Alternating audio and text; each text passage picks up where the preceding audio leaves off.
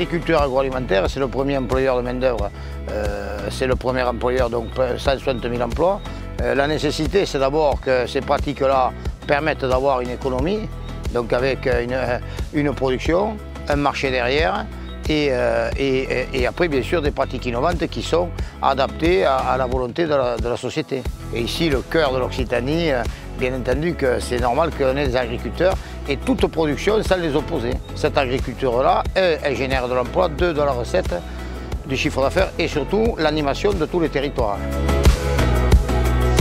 Je suis installé depuis le 1er novembre 1995 sur une exploitation qui a été créée par mon père. Aujourd'hui de céréales, une soixantaine d'hectares d'arboriculture sous 3 espèces, la pomme, la prune, les américaines japonaises et du kiwi jaune. L'innovation d'aujourd'hui, c'est sur la partie traitement bio avec une réduction des doses en cuivre parce que le cuivre est une substance qui est certes très connue mais relativement controversée, surtout aux doses où elle était employée jusqu'à maintenant. Petit à petit, l'Europe revoit sa réglementation et diminue les quantités utilisables. Et donc il faut qu'on s'adapte et si possible avant qu'il arrive une interdiction totale.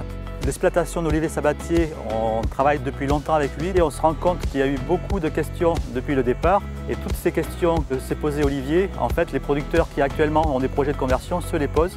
Au tout départ, donc, il y avait de grosses interrogations sur l'aspect phytosanitaire, notamment sur tout ce qui était protection contre les pucerons et pour la tavelure. Dans ce cadre-là, on a mis en place un programme de canevas bio qui ont été testés au départ avec le groupe de producteurs. Et le travail qu'on a fait donc, sur les ravageurs et sur la maladie, en fait, nous servent actuellement pour faire nos canevas de préconisation en bio. Et tout le travail qu'on fait sur la bio, l'expérience qu'on fait sur tous les produits de biocontrôle, sont transmissibles aussi aux producteurs en conventionnel d'Occitanie.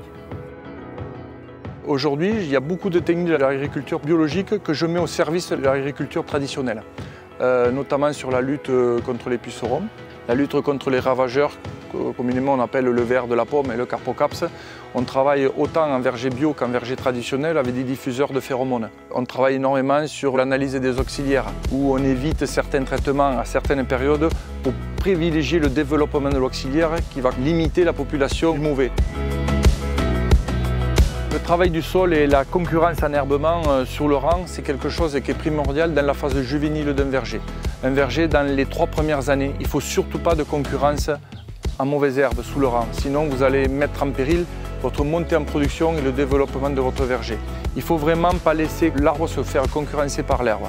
Quand l'arbre est adulte, naturellement il y a beaucoup plus d'ombrage, l'herbe se développe moins et on peut tolérer un enherbement. La perfection, on ne peut pas l'obtenir. Après, on fait juste que l'entretenir avec des faucheuses, des fils de type rotofil ou épampreuse pour le limiter. Il y a toujours une demande de variétés standards comme de la Gala, de la Pink Lady, de la Chantecler, de la Golden que moi je ne sais pas faire aujourd'hui en agriculture biologique. Je crois à une agriculture biologique qui va servir le traditionnel et je crois à un traditionnel qui va s'approcher sur certaines variétés. Ça ne sera pas du bio, ça sera du zéro résidu. À l'échelle de la région, le pourcentage maximum que l'on pourra avoir en conduite verger bio, on estime que ça ne peut pas dépasser 20% du marché actuel. Par contre, il y a un gros transfert du travail qu'on a fait en bio qui pourrait être transféré pour faire de l'agroécologie chez les autres producteurs. Tout ce qui est haute valeur environnementale, tout ce qui est label Global Gap en arbo, agriculture biologique bien entendu, culture raisonnée, tous ces signes de production qui sont que le consommateur est sécurisé en termes de pratique. Il vaut mieux un fruit produit chez nous qu'un produit importé. Moi, je fais partie d'une coopérative, les 3 domaines, qui est dans le groupe Bluel. Nous avons une cellule technique innovation qui travaille étroitement avec les techniciens chambre d'agriculture. Il y a vraiment un travail de collaboration entre les techniciens chambre et nos techniciens. Un producteur français, s'il n'est pas tourné vers l'innovation, l'adaptation au marché, aux demandes sociétales et environnementales, il est mort. On a des contraintes phytosanitaires qui sont très bonnes pour le consommateur puisque c'est les plus draconiennes au monde. Des coûts de production qui sont très élevés. Si on n'innove pas, autant sur la performance de nos vergers en termes de productivité ou en termes de nouvelles variétés, on aura du mal à tenir dans l'avenir. Aujourd'hui, on s'en sort, on a de très bonnes rentabilités grâce à cette innovation.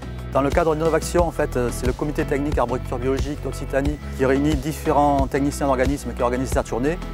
très important pour nous d'échanger, pour pouvoir justement transférer après ces pratiques-là aux producteurs de toute l'Occitanie et échanger sur nos différentes techniques. Nous, on a des techniciens qui sont sur le terrain au jour le jour et ils récoltent les savoir-faire qui sont nouveaux, qui sont impulsés par les agriculteurs. À partir de là, les producteurs jugent l'intérêt de certaines techniques et c'est intéressant de les faire partager à d'autres.